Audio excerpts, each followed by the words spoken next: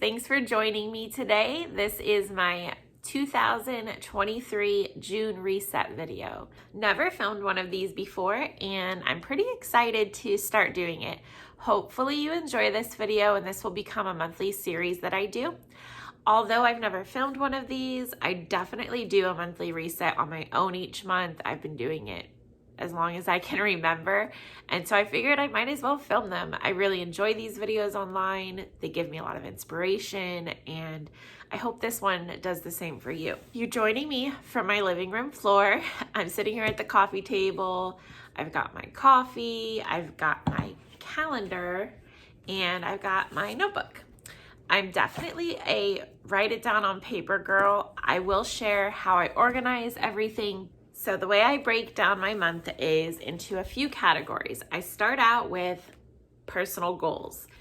I like to do 3 personal goals for the month. And these are usually going to be something that's pretty specific just to me.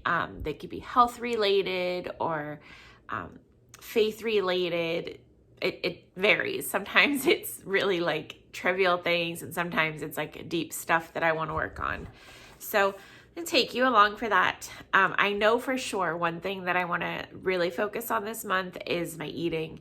So I do follow a low carb, low sugar diet. Keto, I do call it keto, but I try to really stay away from all of like the bacon and all the red meats and stuff. And in the past, I've not been great with that, but I really want to focus on this month. I'm trying to work towards a Mediterranean diet. It's not something that I'm ready to do yet because I still have weight I want to lose. So I'm going to do keto diet, but here's the changes I'm going to make. So I'm just writing this down real quick. So I'm going to focus on a keto diet, but I'm going to cut back on a few things. I'm going to cut back on red meat. I'm going to limit it.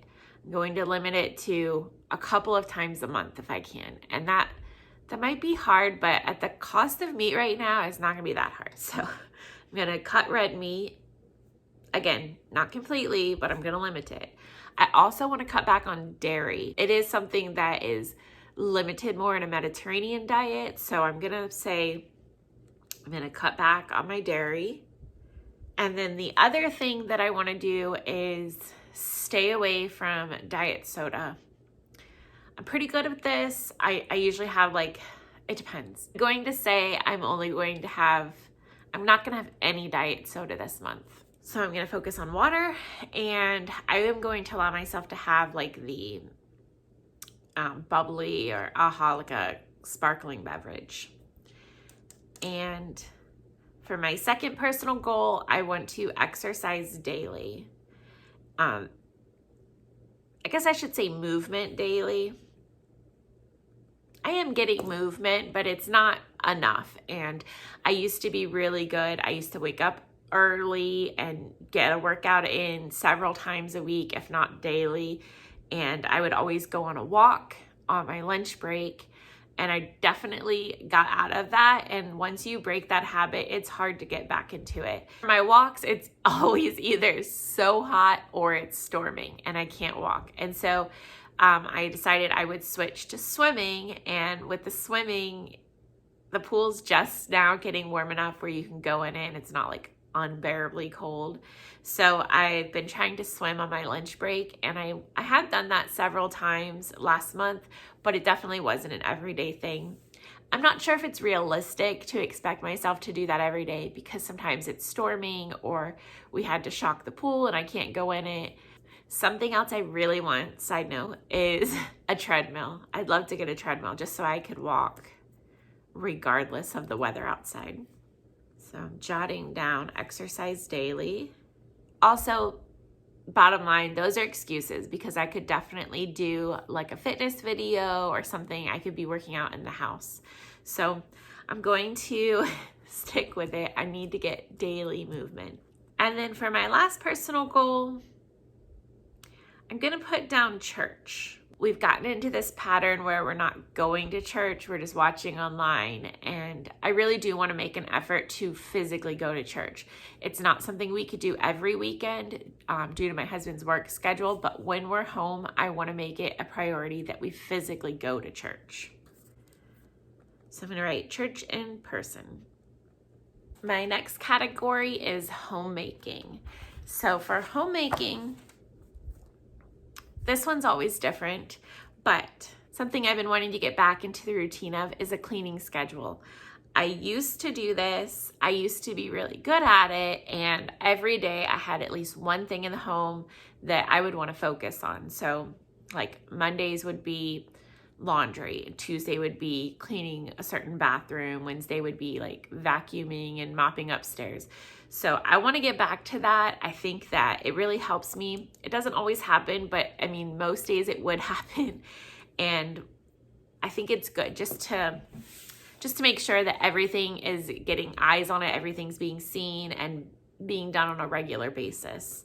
So I'm going to work out a cleaning schedule. The other thing is a project. Now, this is something that I regularly do every month. I like to have one main like home thing that I want to do, like a decoration, like not decorating, like some type of home project that I do monthly. So I love like homemaking and decor and just homemaking, the whole process of homemaking. So it's something that I like, that I enjoy to do. This is something for me to make me happy. And it's not necessarily like a to-do list around the house, but a lot of times it does turn into that.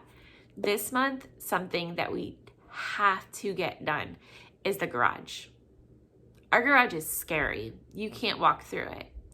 And honestly, I don't know. There's no words. But anyway, the garage needs to get cleaned. It's going to be a big job. It's going to require several trips to the dump. We might need to rent something. We don't have a truck, so we might need to rent like a U-Haul trailer or something. Maybe somebody wants to come over with a truck. Dad, are you listening? Anyway, so that's on my list. That garage needs to be cleaned. Now, the reasons the garage needs to be cleaned, I mean, the garage should be clean because we should keep our home tidy. But more than that is the fact that it's hurricane season. And when those hurricanes come, we need to be able to access things. A lot of our hurricane supplies double as like our camping supplies. So I want to be able to get to those bins so that we can get out like our battery operated fans and lamps and lanterns. Also, our wood for our windows is in the garage. And right now there's no way to get to that. As well as I'd like to be able to park our car in the garage during a hurricane just to, protect it a little bit more than, from trees falling at our knee. Of course, we have insurance, but you don't want to be waiting around to process an insurance claim after a hurricane. I'm showing you my calendar in July because I've already filled out June. When the first of the month comes along, I flip that calendar page and the first thing that I see is my list of bills. I keep it. I have a little paper clip and I just keep it clipped onto the following month. So as soon as I turn it, it's the first thing I see. And what I'll do is I'll go through. So for instance, on our list, I have our electric bill, our water bill, our lawn bill, all of the bills that we have, and I'll go through one by one and look them up. Most of them have like a website that I can go to. And so I'll go and I'll check what the bill is for that month, if it's a bill that changes, and then I'll go ahead and fill it in on my calendar. I'll physically write in the calendar, electric's due, and however much it's going to be. After I fill out my paper calendar, I'll go onto my phone and I'll add an event for each bill that's due. And then I'll invite my husband to it. So that way it just gives us, we're both on the same page. He doesn't need to come into my office and look at my calendar to see what's going on. Every time we look at our phone, we have a little reminder like, oh, the electric bill is coming out, or so-and-so's birthday is on this day, or we have, a church thing to go to on this day. And then finally, the last thing I have is looking forward to. So I'm a person who loves to plan. I like to think about things that are coming. I like to overthink about things, but regardless, I like to plan things. I love to plan like a vacation or a trip or anything really, even like small things, but I always like to have something to look forward to in a month.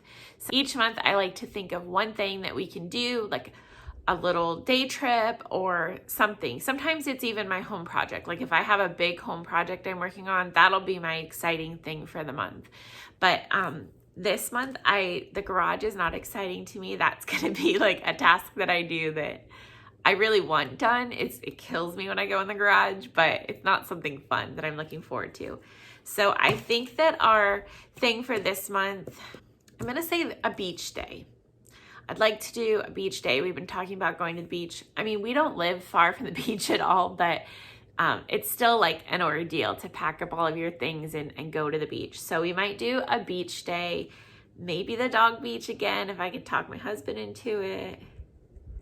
But I'm going to say a beach day. So we're going to set that up, and like a full day. We'll go early. We'll probably grab some breakfast on the way there, spend the whole day at the beach, go in the water, snorkel, do all the things, and then maybe grab something out to eat on the way home. Like make it a full, exciting day. So I'm going to add that to our list of things that I'm looking forward to, or the thing I'm looking forward to.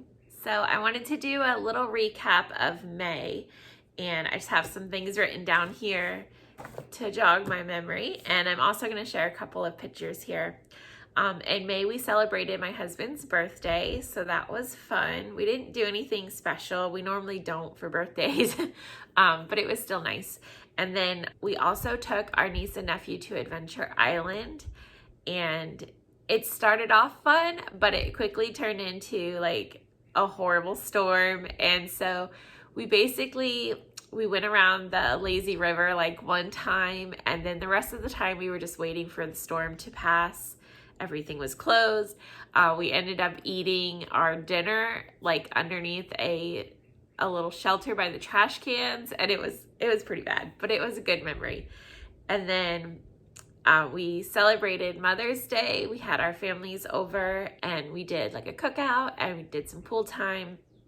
My dad ended up carving this watermelon, which was so cool. And then we in the month of May, my husband had a lot of time off work, so it was extra nice. We spent a lot of extra time together. We also went to a few garage sales and estate sales in May, and that is something that we like to do. We haven't done it in a while, but we were able to hit up a few of them in May. And then we also, the last thing I put here is pool time. We finally are at the time of year where we can go into the pool. So we've been going into the pool in the evenings and definitely on the weekends. And it's just been really great to finally be able to enjoy the pool. That pretty much does it for this monthly reset video. I hope that you enjoyed it. And let me know down in the comments, is there something that you're looking forward to in June? Do you plan out something exciting for yourself each month, or is your schedule already exciting? Maybe I'm the only one that has to do that. But anyway, thanks for coming along, you guys. And if you haven't already, don't forget to subscribe to my channel. Thanks.